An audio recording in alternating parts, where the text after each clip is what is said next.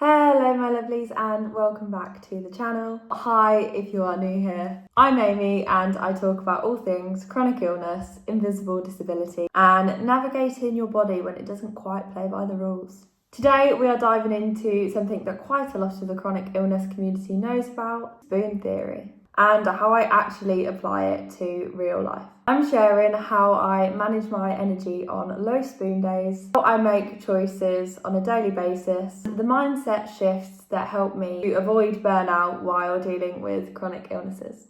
This theory has been an amazing addition to my routine and is always a great way to explain to a partner, a friend or family member how I'm actually feeling day to day. The phrase, "my spoons are low," is now understood a lot easier. So whether you're a fellow spoonie, a caregiver, or someone who just wants to understand what it's like behind the scenes, then this one's for you. If you haven't already, please hit that subscribe button and turn on the bell so you never miss a video. I post weekly content that's real, honest, and made with chronic illness warriors in mind. And if you do find this video helpful, please do give it a thumbs up because it will help more people to find these videos. So let's start with the basics. What is the spoon theory?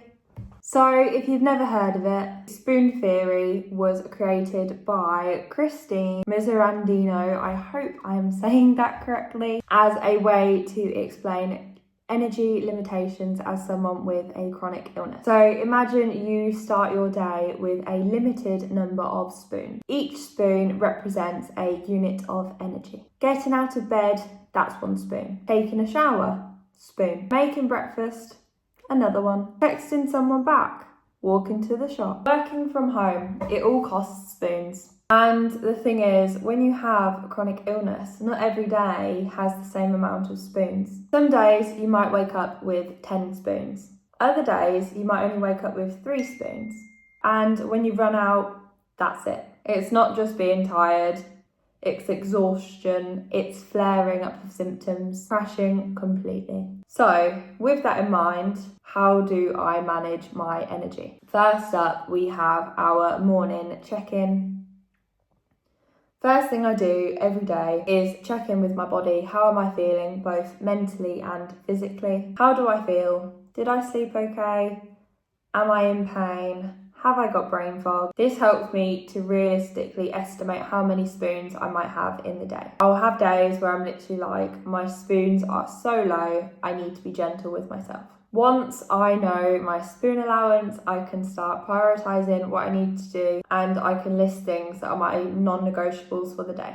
Maybe it's a medical appointment I have to go to, work I need to get done, or just feeding myself properly throughout the day. Then I look at the nice but not so necessary pile. Things like tidying up, social plans, replying to messages. These can often get moved or split across days where needed. Batching and spacing is also something that I have been prioritising recently. So if I am filming and creating content like I am now, I will likely batch record on a higher spoon day. So a little behind the scenes, I am filming 5 videos today just because I know my spoons are a lot more generous. But then tomorrow I know I will likely need to have a lot lower spoon day and I will need to allow myself to rest. I've learned I can probably push myself further than my spoon allowance. However, I will definitely pay for it later on. So now it's just kind of worth asking the question, is it really worth the spoons? So a key part to all of it, I believe, is building in rest.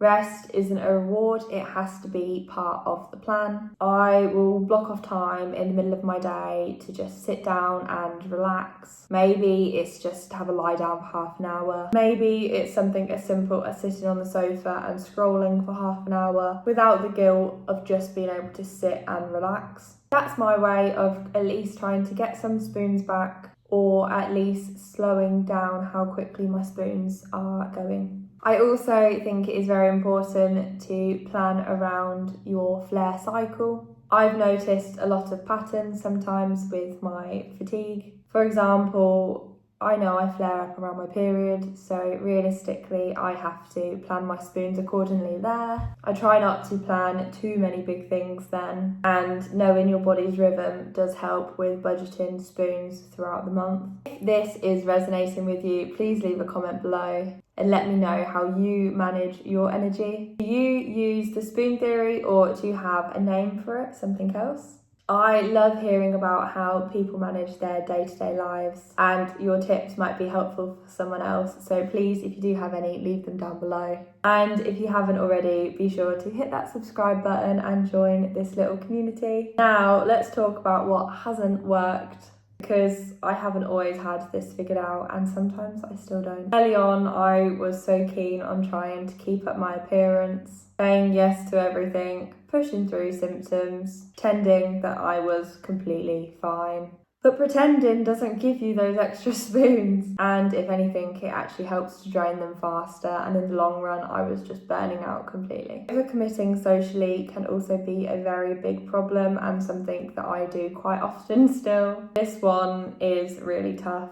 I want to be the friend that turns up to every birthday or brunch or organising things to do, but I've had to learn to start saying I'd love to come, but I'll have to see how I feel on the day, or I'm in, but I might just need to leave a little bit earlier. Setting those boundaries really does help with pain levels and fatigue and just symptom management, and honestly, the right people will understand. Another big barrier has been internalised guilt. One of the biggest challenges isn't always physical, but also the mental side of things. Feeling like a burden, feeling lazy, feeling less than.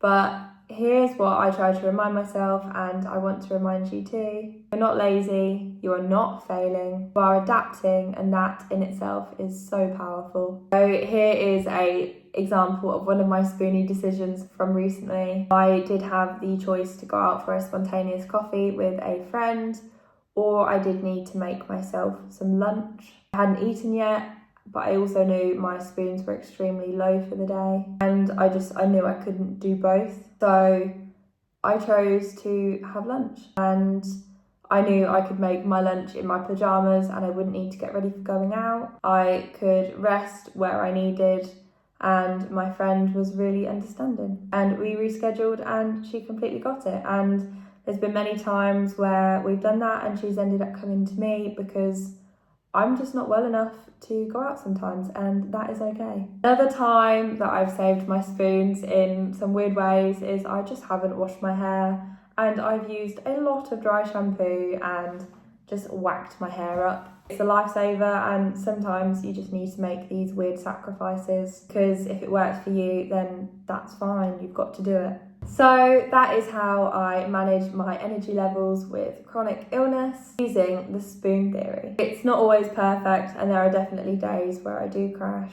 But this approach and this theory has helped me live more in tune with my body rather than working against my body. If you are navigating life with chronic illness, please know you are not alone. Your energy might be limited, but your value is not. Don't forget to like this video, leave a comment, and please do subscribe. I post weekly videos about chronic illness, body positivity, all the honest behind the scenes stuff that people don't seem to want to share about. Thank you so much for being here and supporting this little corner of the internet, and I will see you in the next one.